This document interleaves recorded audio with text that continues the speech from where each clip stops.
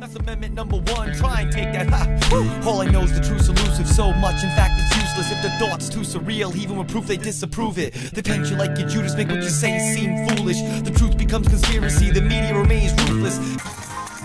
A child's happiness is priceless, especially on a birthday. A child's happiness is priceless, especially on a birthday. A child's happiness is priceless, especially on a birthday. A child's happiness is priceless, especially on a birthday. Well, a child's happiness is priceless, right? Especially on a birthday. A child's happiness is priceless, especially on a birthday. A child's happiness is priceless, especially on a birthday. A child's happiness is priceless, especially on their birthday. A child's happiness is priceless, especially on a birthday. A child's happiness is priceless, especially when it comes to their birthdays. Absolutely. A child's happiness is priceless, especially on a birthday. A child's happiness is priceless, especially on a birthday. Well, a child's happiness is priceless, especially on a birthday. A child's smile is priceless, especially on a birthday. A child's happiness is priceless, especially on a birthday. You know, a child's happiness is priceless, especially on a birthday. A child's happiness is priceless, especially on a birthday. A child's happiness is priceless, especially on a birthday. A child's happiness is priceless, especially on a birthday. A child's happiness is priceless, especially on a birthday. A child's happiness is priceless, especially on a birthday.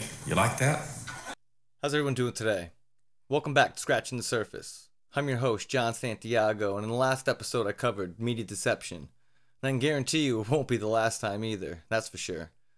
And just to give you a better perspective of the corporate media establishment, when the journalists don't play ball, check out a clip of Abby Martin's episode when she interviews Cenk from the Young Turks.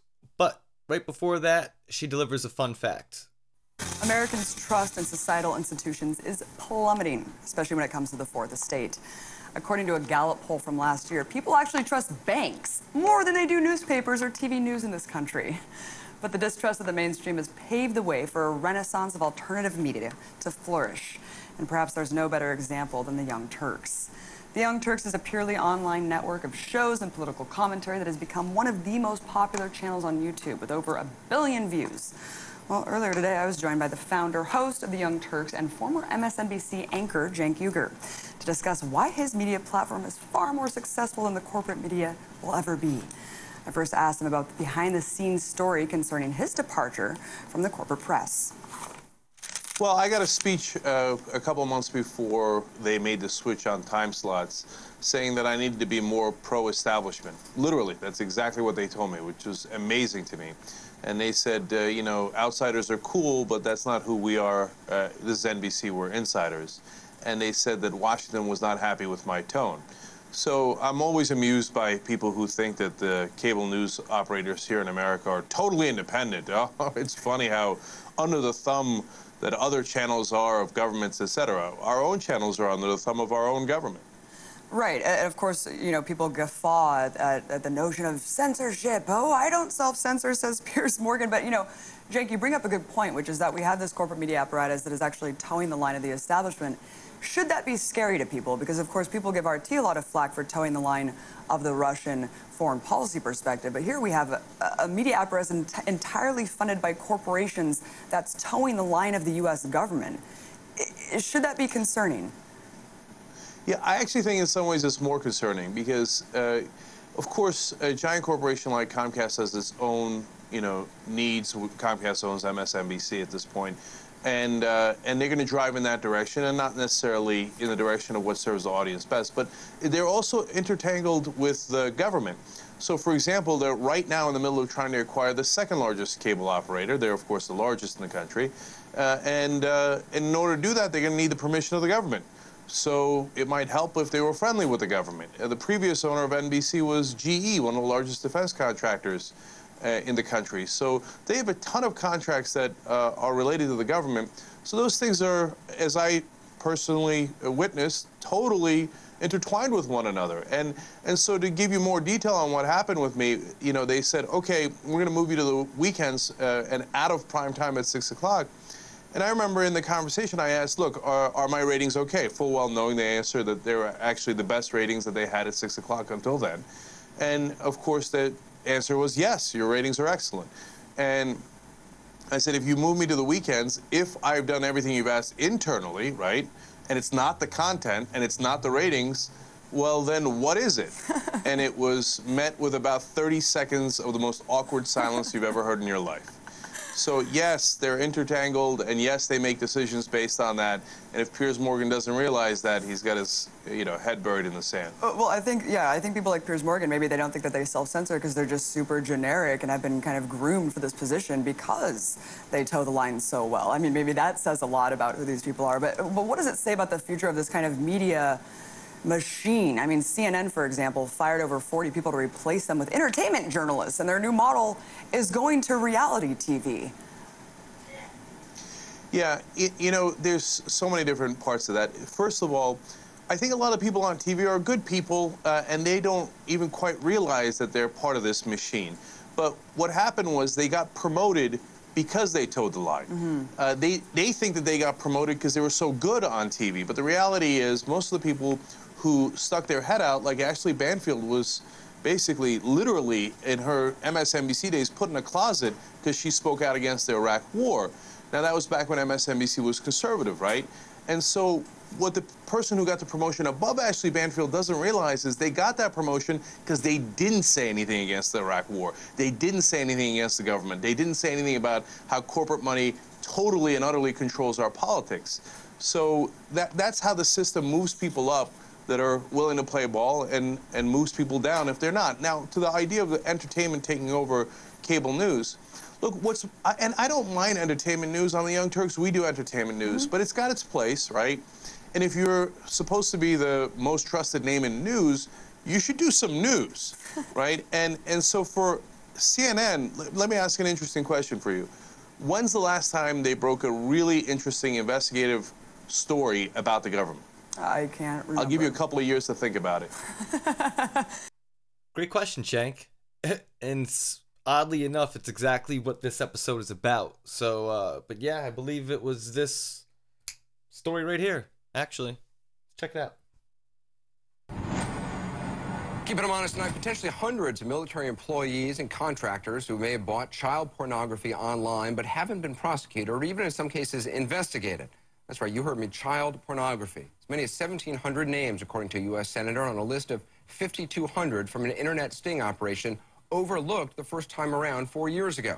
Only now are they supposedly getting a second look, and only after pressure from investigative reporters and the U.S. Senator you're about to hear from, Republican Charles Grassley.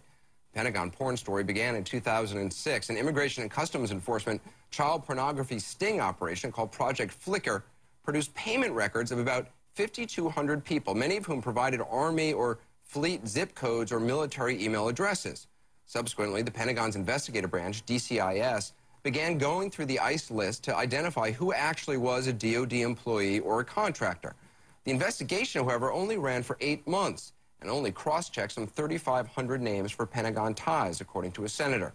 According to DCIS documents revealed in a Freedom of Information Act request, out of that 3,500, investigators uncovered 264 employees or contractors, including staffers for the Secretary of Defense and contractors at the NSA. 9 people had top security clearances, but only about 20% of those 264 people were completely investigated. Fewer still were prosecuted, and after about 8 months, the entire probe was halted. It left about 1,700 names totally unchecked, 1,700 alleged kiddie porn customers, an unknown number of whom may still work in some capacity for the Defense Department. Late last summer, after investigations by the Boston Globe and Yahoo News revealed the figures, a Pentagon spokesman promised to reopen the investigation, conceding that DCIS had stopped due to lack of resources. DCIS says it is now revisiting all 5,200 names, telling Senator Grassley's staff they've now identified 302 employees or staffers. The Pentagon's IG telling us, and I quote, "Any suggestion that the DoD Office of Inspector General or its criminal investigative arm, the DCIS, is not taking Operation Flicker and the issue of child pornography seriously is in error." But Senator Grassley says he is still not getting the cooperation he needs from the Pentagon. I spoke to him earlier. Senator Grassley, you were told that 5,200 Defense Department employees had allegedly purchased child porn, and yet you're saying only 3,500 of those names were cross-checked by a defense investigator to see if they were really DoD personnel. That's mind-boggling. Why weren't all of them cross-checked? Well, we don't have an answer to that question, but it's quite obvious that the other 1,700 should have been cross-checked, and that's one of the answers to my questions that I want answered, and the implication of our questions is they ought to be cross-checked. We ought to find out, because we're talking about not just general pornography here. We're talking about child pornography, and child pornography, taking that down is a crime. And also, there's an added factor here, considering the fact that there's a lot of secured information, national security information, that the world shouldn't know, that a lot of times foreign operatives will use this sort of criminal activity to blackmail to get information. So there's a lot of things here that are involved because it's a Defense Department issue as opposed to any other department of government. Right. I mean, sir, if your numbers are correct, 1,700 people out there who allegedly purchased child porn, we don't know if they were ever cross-checked or investigated, right?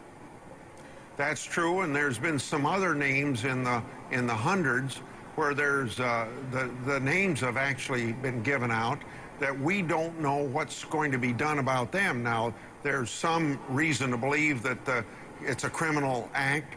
It's been so far since this happened that they could be stale. Maybe you can't have criminal prosecution, but we would be looking at administrative action to be taken against these people.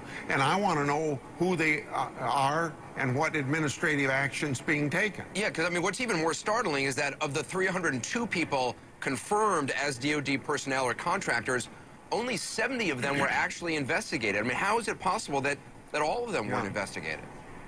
Well, here's, I think, the thing that overrides everything you just asked, and that is we ask criminal investigators in the Division of Defense that does that, the extent to which supervisors of these people knew that this was going, and the criminal investigators couldn't even answer that question for us when we had a briefing from them. So wait a minute, so you're saying we don't even know if the supervisors of these people were told that their employees may have downloaded child porn?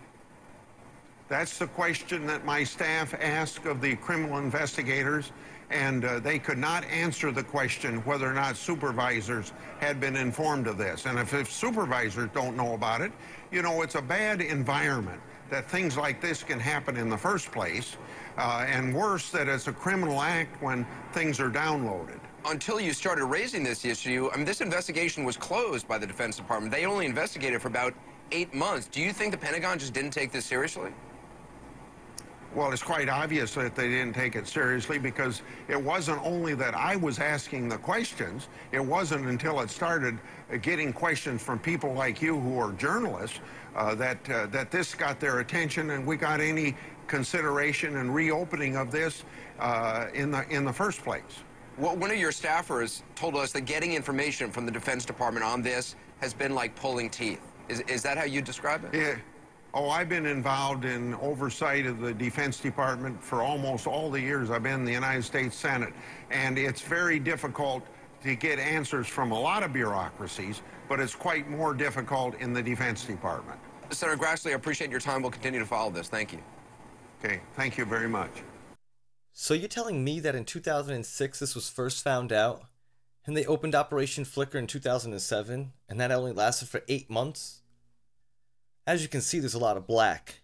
The story gets leaked to the public in 2010, and this is the last time we hear of it? It's 2014, people. We're cruising right along to having it be another 5 years without ever being talked about again. This probably was the last time CNN broke an investigative story about the government. But I'm just scratching the surface, because these words... We'll continue to follow this. ...never took place. So let's dig a little deeper. The world shouldn't know. 1,700 alleged kiddie porn customers, an unknown number of whom may still work in some capacity for the Defense Department, including staffers for the Secretary of Defense and contractors at the NSA. And $8.5 trillion in taxpayer money have gone to defense programs. So wait a minute. Nobody can say for sure how many billions of that amount were wasted on child pornography online in the Defense Department. So you're saying taxpayer cash have gone to child pornography. That's right, you heard me, child pornography.